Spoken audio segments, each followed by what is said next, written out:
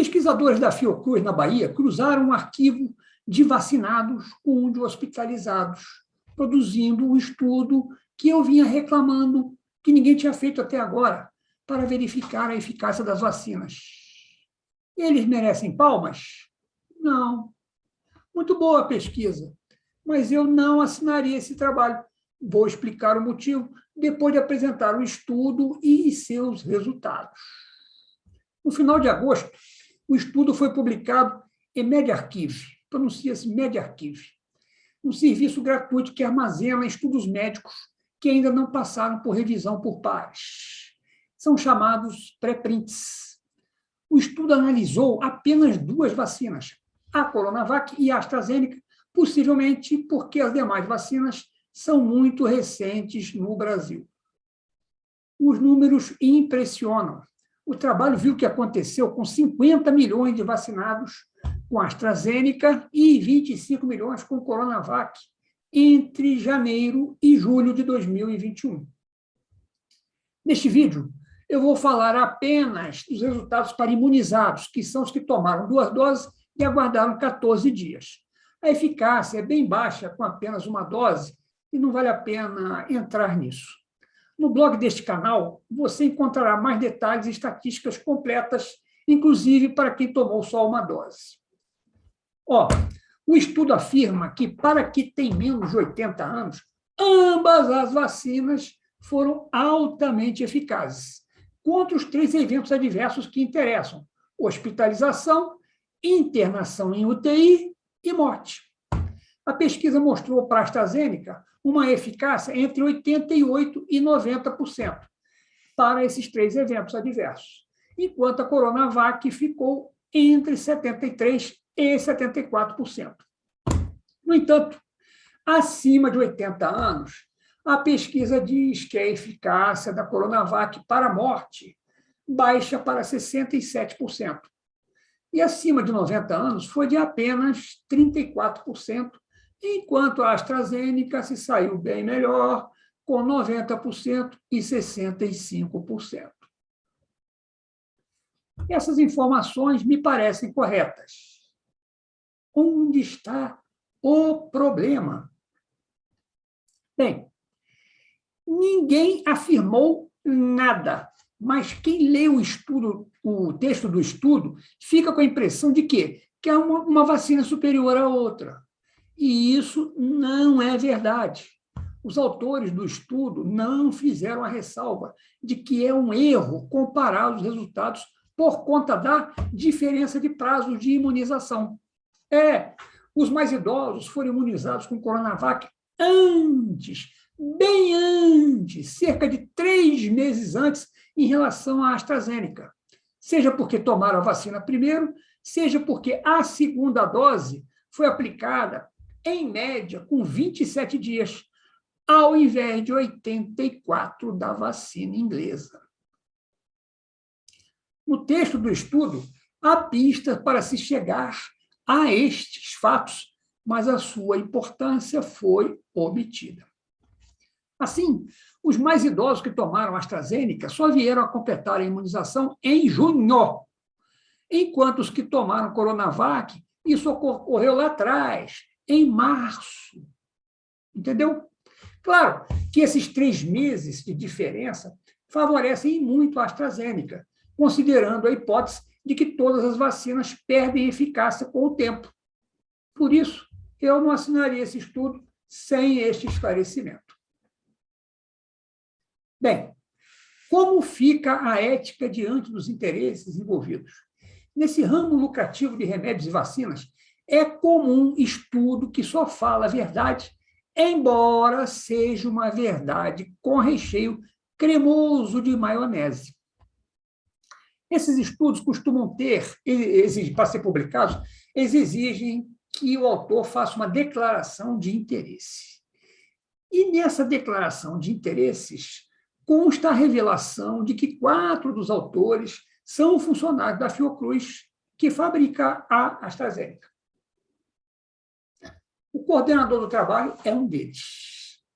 Esta declaração é exigida por ser uma pista importante para a revisão de pares, detectar a direção mais provável de eventuais favorecimentos. E, olha, é evidente também para todo mundo a existência de muito dinheiro em jogo quando se está discutindo a escolha da vacina para a aplicação de uma terceira dose para os mais idosos.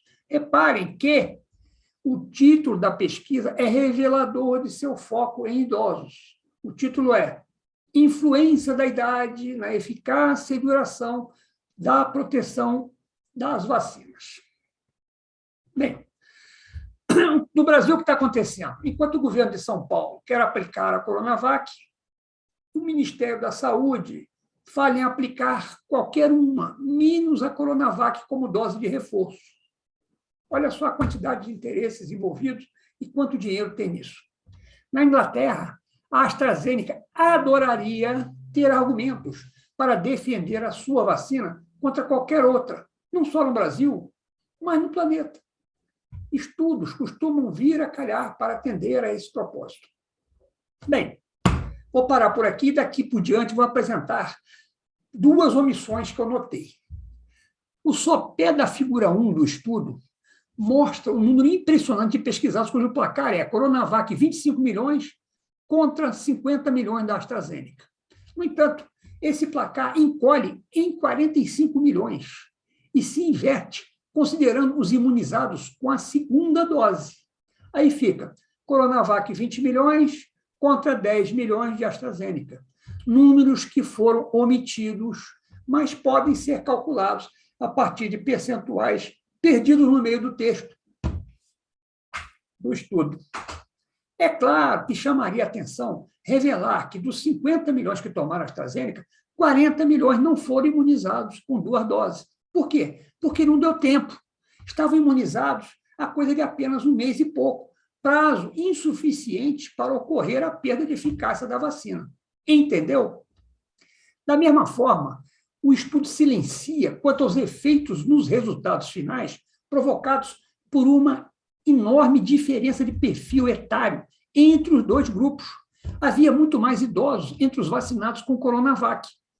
O estudo mesmo diz que 61,5% dos pesquisados tinham mais de 60 anos, contra apenas 24,2% da AstraZeneca. Entendeu? É evidente que isso afeta a eficácia entre os imunizados de não contrair a doença, que é um critério, contrai ou não contrai a doença. E esse critério foi de 73% de eficácia para a AstraZeneca e de 53% para a Coronavac. Continuo dizendo que esses números são para os imunizados com 2 doses e mais 14 dias. Bem, vamos agora a outros 2 fatos que sugerem omissões. Fato 1. Na declaração de financiamento, consta que esse estudo foi parcialmente financiado por uma doação do programa Fazer o Bem, Faz Bem. Formar apenas nome de programa, ao invés de quem financiou, com quanto e quem foram os beneficiários dos recursos. Procurando na internet, achei um programa com esse nome. Bancado por quem? Por quem? Pela JBS, de Joesley Batista, empresa que está tentando limpar seu nome dos escândalos de corrupção com que se envolveu. Os pares estrangeiros que vão fazer a revisão do estudo, eu suspeito que vão ter alguma dificuldade de entender o que isso significa. Vamos ao fato 2. O estudo afirma textualmente que versões abertas de todos os conjuntos de dados estão disponíveis Open Data SUS. Será?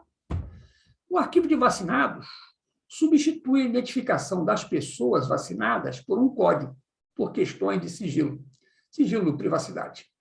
O arquivo de internados pode não servir para nada se não contiver o mesmo código cujo dono é o Ministério da Saúde. Sem o código, o conjunto de dados não serve para nada, mesmo que esteja aberto.